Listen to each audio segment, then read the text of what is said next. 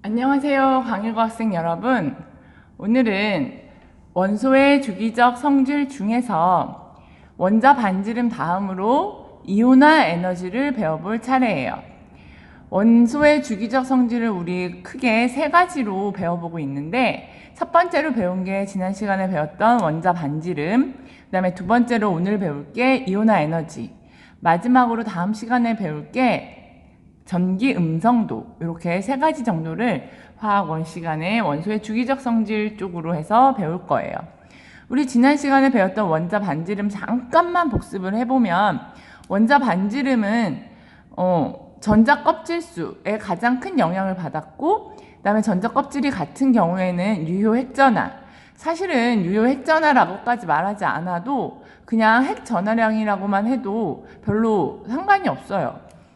유핵전하량이 어쨌든 간에 영향을 받고, 마지막으로 전자 껍질과 유핵전하가 같을 경우에 전자의 개수하고 상관이 있었어요. 전자 껍질 수가 많아질수록 전자 껍질이 많아질수록 원자 반지름이 증가했었고, 같은 족에서. 그 다음에 전자 껍질이 같은 경우에 핵 전하량이 증가하면 증가할수록 원자 핵이 전자를 끌어당기는 힘이 강해지니까 원자 반지름은 감소했었죠.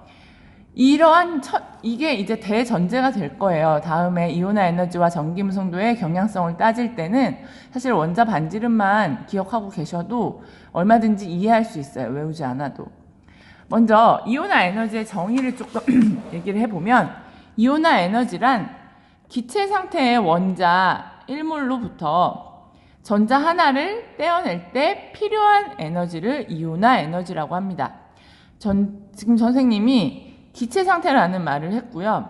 전자 하나를 떼어낼 때라고 말을 했어요. 우리 원소들 중에선 전자 2개, 3개 떼어내야 비활성 기체의 전자 배치를 갖기 때문에 안정해지는 원소들도 많지만, 기본적으로 이온화 에너지는 가장 바깥쪽 전자 껍질에 있는 원자가 전자를 하나 떼낼 때 필요한 에너지예요. 우리 이 예가 지금 나트륨의 예가 나와 있는데, 나트륨은요, 전자를 되게 잘 잃어버리는 원자 중에 하나예요.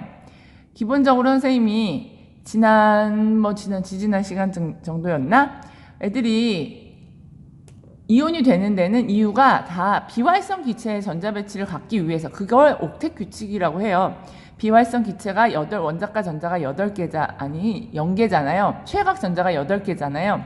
그 8개를 모든 원소들이 원하는 거죠. 그 8개일 때 가장 안정화돼요.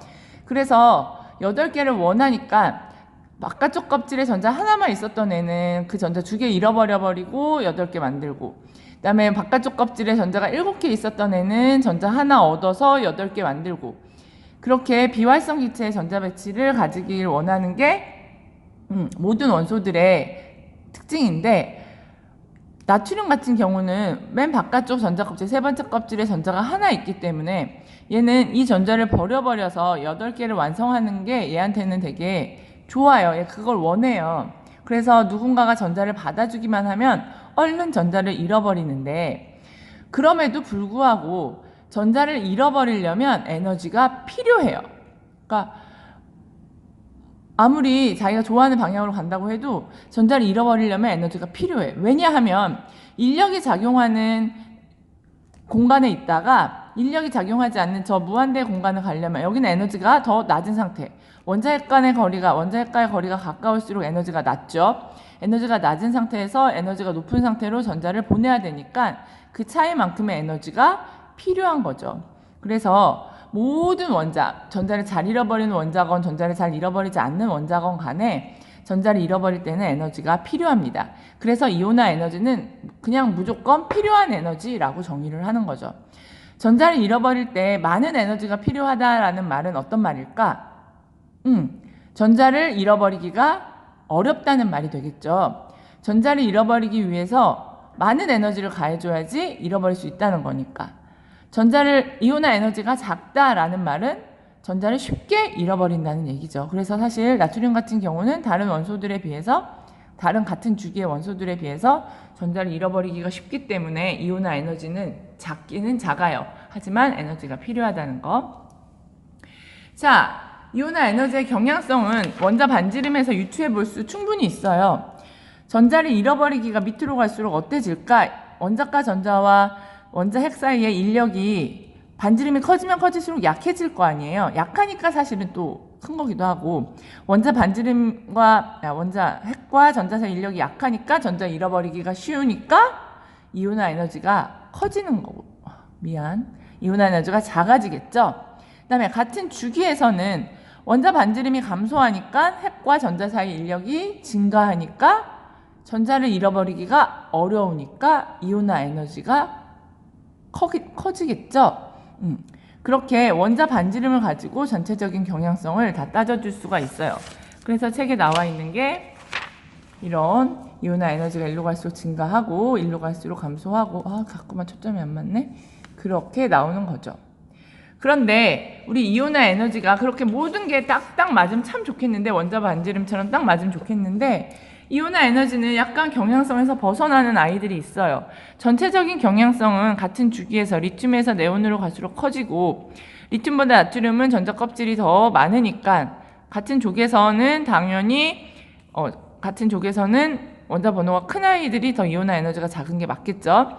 이렇게 갔는데 경향성은 맞는데, 마그네슘과 알루미늄, 인과 황, 질소와 산소, 베릴륨과 붕소, 여기서 원자 반지름에 의한 이온화 에너지의 경향성과 실제 이온화 에너지의 경향성이 벗어나요. 이온화 에너지 값이 벗어나요.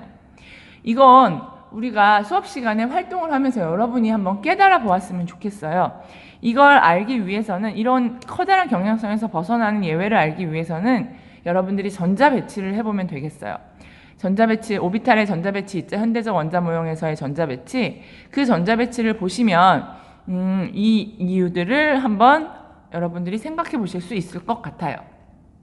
자, 그건 생각해 보기로 하고, 그 다음에 우리가 배울 내용이 순차적 이온화 에너지라는 거예요.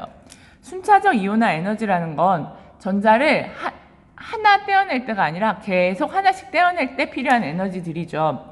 기본적으로 제1 이온화 에너지가 우리가 그냥 일반적으로 말을 하는 이온화 에너지예요.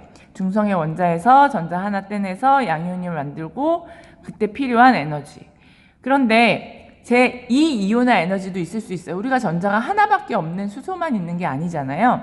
그래서 전자가 2개 이상 있는 아이들은 전자를 계속 떼낼 수 있거든요. 그래서 전자 하나 잃어버린 상태의 양이온에서 에너지를 더 가해서 전자 하나 더 잃어버려서 양이온이 되게 만드는, 그렇게 하면 이가의 양이온이 될 것이고, 그 다음에 플러스 이가의 양이온에서 에너지를 가해서 플러스 3가의 양이온을 만드는데 필요한 에너지, 이건 전자를 떼어냈다는 얘기고요. 그러한 이온화 에너지를 제3 이온화 에너지라고 합니다. 기본적으로 전자를 떼어낼 때 필요한 에너지들이니까 제1에서 제2, 제2에서 제3으로 갈수록 에너지가 더 커져요. 왜 그럴까? 왜 그럴지 한번 생각해 보세요. 양이온이 되어버리면 전자 껍질 수가 같다고 하더라도, 지금 원자와 양이온이 원자와 일가 양이온이 전자 껍질 수가 같다고 하더라도 전자를 하나 잃어버려 버리면 전자 사이에 뭐가 달라질까? 전자 껍질 수 같고 같은 원소니까 핵 전하량 같은데 전자가 원자보다 얘는 전자가 하나 적어. 그럼 전자 간의 반발력이 누가 더 작아지죠? 전자 부족한 얘가 작아지죠. 그러면 원자 반지름은 어떻게 될까? 반발력이 작아지니까 반지름이 작아질 것이고, 따라서 전자를 잃어버리기는 더 어려워지는 거죠. 양이온에서 전자를 잃어버리는 건 더 어렵고, 마찬가지 이유로 이가 양이온에서 전자를 잃어버리는 건 더 어려워요. 제1, 2, 3으로 갈수록 이온화 에너지는 당연히 커질 수밖에 없죠. 하나 잃어버린 상태에서 또 잃어버리는 건 원자 반지름 측면에서도 그렇고 전하 측면에서도 양이온에서 마이너스 전하를 잃어버리는 건 더 어렵기도 하고요.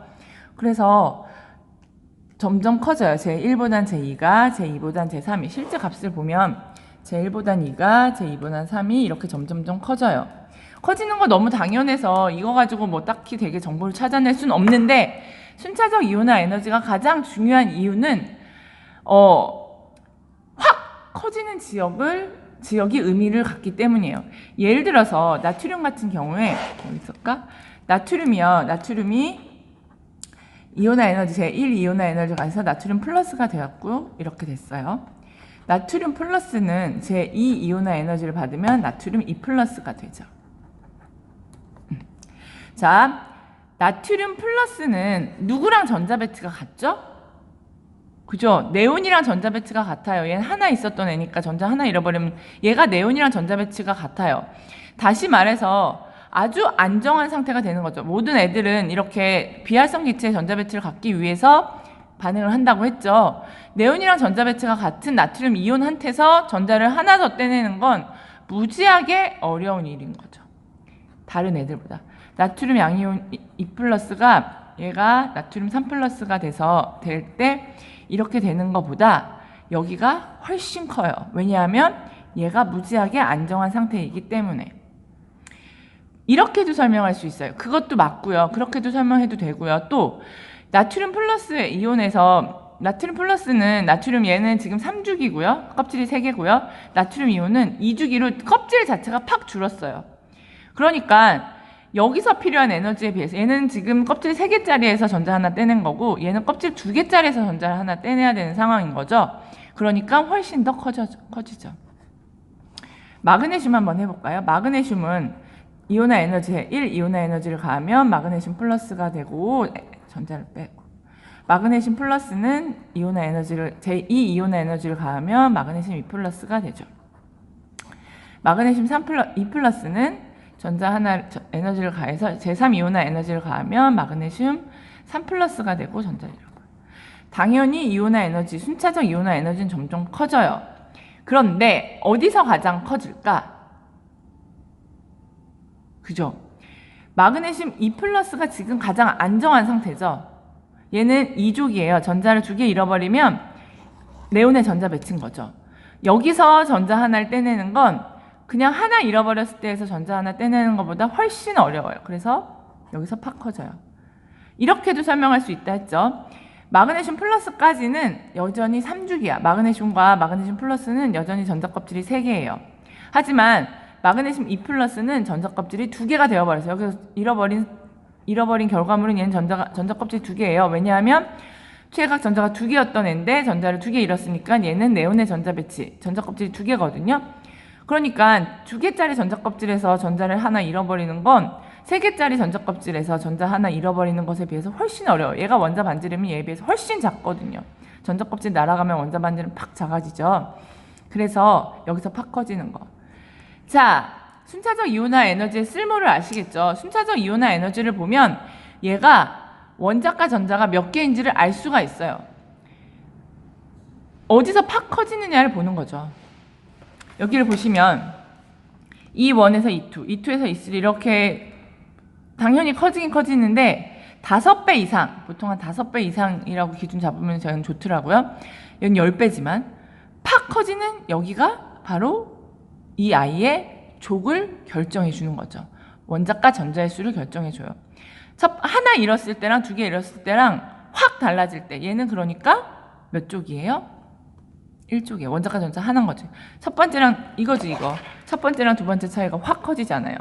그러면 전자가 하나 잃어버렸을 때가 딱 안정한 거고요. 얘 같은 경우 보시면 얘는 뭐 조금 커졌지. 몇천 이렇게 배수를 봤을 때 이렇게 봤을 때 얘는 1450인데 거의 5배 넘게 커졌죠. 얘는 2배도 안 되는데 여기가 팍 커졌죠.